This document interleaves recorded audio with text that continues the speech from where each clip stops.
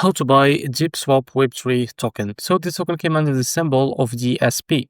Now, as you can see, if you check this post, as you can see, this token, it's available on Mexc. Now, before we start, this is not financial advice. I'm not professional or economic expert, so before investing in any project that you find on my channel, please do your own research.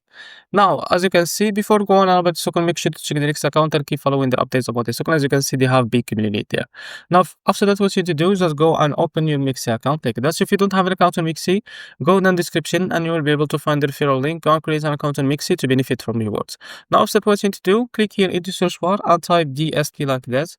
And now select the pair that have USDT. So after that, click on it and now wait a few seconds to load this page. Just wait a few seconds. So as you can see, now after that, what you need to do, now you can type here how much you want to buy of that token, as you can see. So using the USDT on your account, and here you will be able to see how much you receive that token. After that, click on buy DSP.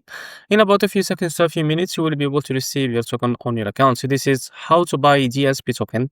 If you found this video helpful, please like and subscribe to the next video.